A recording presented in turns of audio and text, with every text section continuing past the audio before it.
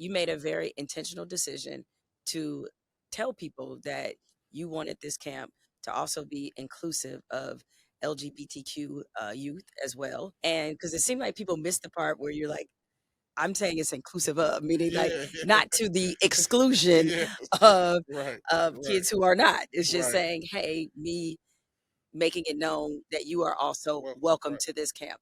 Why absolutely. did you feel like you needed to intentionally plant that message? There was a strong need for it, especially in today's climate.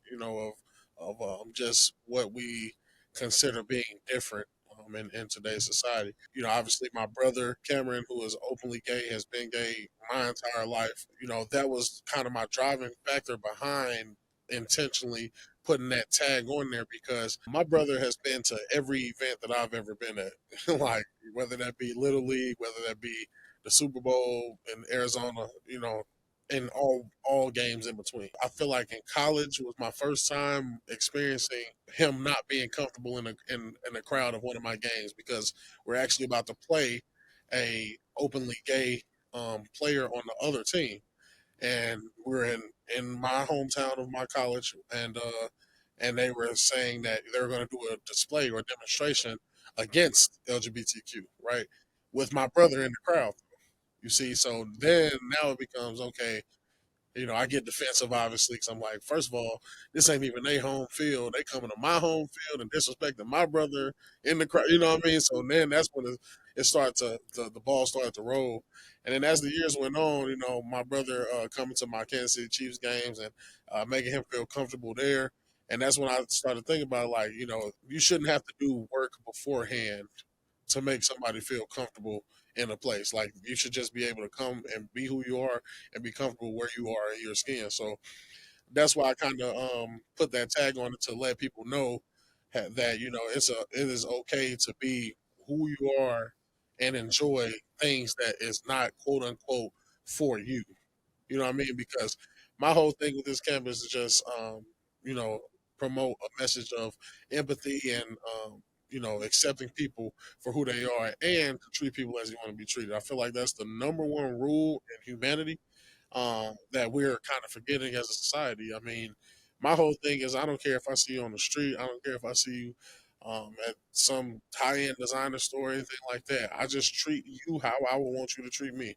And I feel like the quicker that society can grasp that message as a whole, the better we'll be as a society. So, How much you having that empathy, it seemed to be developed a lot by watching your brother. yeah, So, as you said, like he's been gay your whole life. yeah. So, what did you witness in his process of, embracing and showing people who he really was?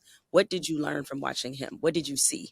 I learned so much. My brother has even the things that he don't know that taught me lessons. Like he's been there's been so many moments in my life where I am considered the quote unquote stereotypical male heterosexual blah blah blah. And watch his life from the outside lens, and I'm just like, wow, like I didn't have to go through none of that. You know what I mean? Like I didn't experience none of that. I didn't know. I don't know how it feels to be that in this. You know what I mean? So, for example, like if I really love dancing, and like that's what he does, but I'm a straight male. You know what I mean? So I really love dancing, and I want to go dance, but it's like everybody who dances is considered to be gay. Like I don't want to be known as I don't want to be known I'm not gay, but I love dancing.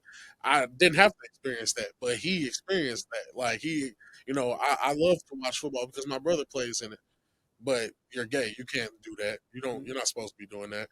And so like just from everyday life from him, and kind of that's why they call it being in the closet because it felt like he was living in a closet, like he couldn't be himself. And so I've learned just so much about life and being a good person in general to anybody because you don't know what their circumstances are. I mean, this is about um, LGBTQ plus and the queer community, because I made it to be about that because I have a connection to that with my brother. But in general, and in the broadened sense, this is a message of accepting everybody for what they are, no matter sexual orientation, no matter sexual identity, no matter skin tone, color, race, or anything like that. I just feel like maybe it's because of the way I was raised, and I lived in a very predominantly black neighborhoods and cities, and I got the opportunity to go to predominantly like white and Jewish schools and stuff like that. So I've been around all walks of life my whole life, and I feel like being in those melting pots have formed me to be the person I am today that can relate to anybody. I literally feel like there's not one person on this earth that I would just look at them and be like, I don't think I'm gonna like you for what reason? You know what I mean? So that's just kind of that's my stance and how I've always lived my life, and I feel like it's a positive way to live it. So Now, you had to know that when you made the intention publicly known that this is going to be welcome to, this group of marginalized people, that it was going to create a reaction. yeah, So, what has the reaction been? yeah. So obviously, I always talk about social media and the powers of it, but also the the negatives of it. And so when you understand that, you kind of just bypass it because there's always going to be a lot of positive and a lot of support, and then there's always going to be a lot of negativity, and because that's what social media is. It's literally a platform for people to say they like something or don't like something. That's because that's what the picture is posted for, to say, oh, I like this, or oh, why would she post that? You know what I mean? So um, I knew early. I knew from very early on that there was going to be, the people who try and spin it the ways that they spin it, and oh, he's forcing this onto the children and stuff like that. And then there are going to be people who, know me personally. I've played. I've been playing in the league for 7 years, so I'm pretty sure there's at least probably one person on each team that I've played with, and I know that they got my back because that's the type of person I am. I've never had an enemy on any of my teams, anything like that. When this comes up in the news, it's like, oh man, what's he doing and stuff like that. I know I can rely on that person in those other locker rooms to be like, oh yeah, it's my dog Big, man. His brother is gay, and he is trying to just create an environment of acceptance and positivity. So when I realized that, I really didn't. And then on top of that, like I've said before, my father is Khalen Saunders, and that man don't care about nothing. And I get that thoroughly from him. Like at the end of the day, if all of this goes over anybody's head, just at the end of the day, the message is I don't care. Like I don't care. I don't Right. like. What do you? What if you don't enjoy or if you don't like me promoting being nice to other people, go be mean somewhere else. Like, go ahead. This world is huge, bro. Like, you don't gotta focus on anything I'm doing if you don't like it or support it. Just like I don't, if I don't like someone support it, I don't bring negativity to it. I just leave it alone. I leave it be. So that's my whole. My goal is just to spread positivity. And if you don't want to spread positivity, then go ahead. Go do what you want to do. With your brother, when did you know or realize that he was gay?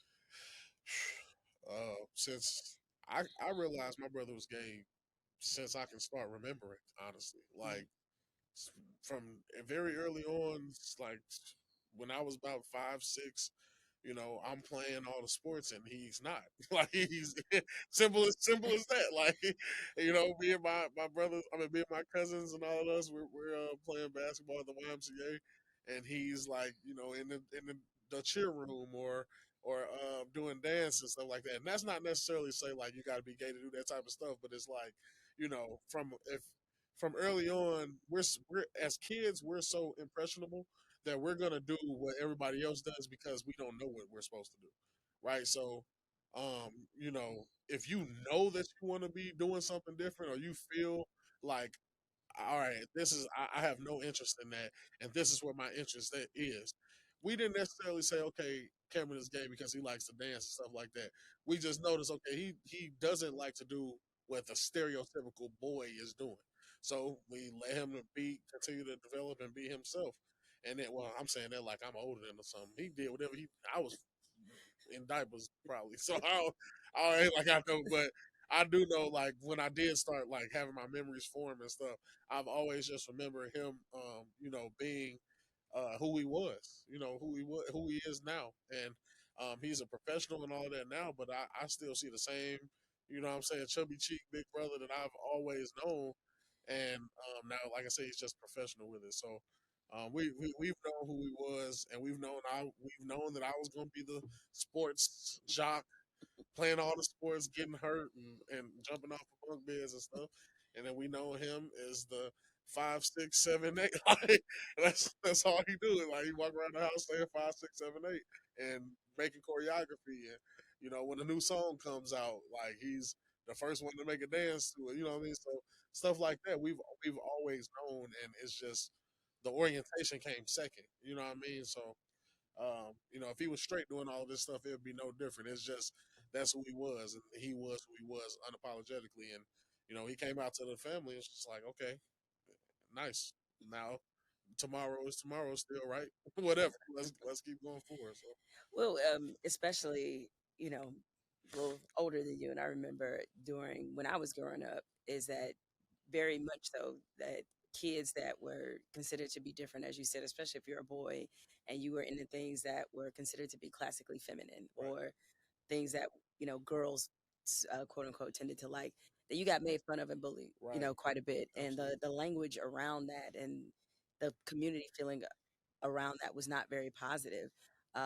So how were you all able to maybe protect your brother hmm in that way, or was that even his reality, where maybe outside of your home facing a different level of circumstances, maybe some bullying, that kind of thing? yes, absolutely.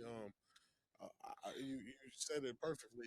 That's exactly what my family and I, you know, tried to do was protect him. Um, it's as a mom, especially specifically my mom, it's already hard enough to have a black boy in this world, due to a number of circumstances. But then you add gay to that, and it's even more circumstances to that. So, my family household was built on love, and I know that's a very generic thing to say, but what the type of love that we were built on is very unconditional. Like it's very much. If we don't have anybody, we have to have each other because at the end of the day, anybody can choose to not be in our life. But yeah, I mean, even family can choose to not be in your life. But this is the only person who I have made connection with off top. Like no matter what, this is my brother. This is my mom, dad. This is my grandmother. You know what I mean? So we were a very tight knit family unit, and because of that, it led to us protecting Kameron, from as much as we could. And then me, me being a rough and tough boy, I always used to want to meet it with force and fight for him and stuff like that. But then I learned, like, you know, you can't beat people with hatred on their heart, So all I can do is meet them with love and hopefully change their outlook. And that's when I started to learn to get away from the physical and get into more the emotional and mental side of support and allyship, and that's what's led me to today. What did your brother think about you making, sort of this intention known about how Yeah, you wanted this camp to be inclusive? What did he think? he was happy. He was very happy. I mean, he cried. Obviously, he's a softie. But yeah, he's very happy. He's proud. Um, and I tell him all the time. One thing though, he was scared, obviously, because of, like you said, the backlash you can get and all of that. And I told him, I said, Cameron, like we were born for this because just as early as just as early as I knew I had a crush on Kelly Rowland and Beyonce and them, he knew he didn't. You know what I'm saying? And so I was like, I told him that because I have to remind him sometimes, like, it's this can get overwhelming because I'm on the talk show with you and I'm doing today's show and all of this stuff now. But in reality, like this is what I said I was born into allyship because you've known who you were since then, and I was gonna love you regardless. So, you know, my it was destiny. It was just, and the other part of destiny was that we just both quote unquote famous now. You know what I mean? And that kind of, that's why it's making the headlines that it is, because if it was just, a guy that worked at Whole Foods, and then this brother that, wherever work at a little office, nobody would have cared. But it's the Saunders brothers, and so I feel like that's why, it is on the level it is. But I mean, at the end of the day, this is what I was born to do, literally.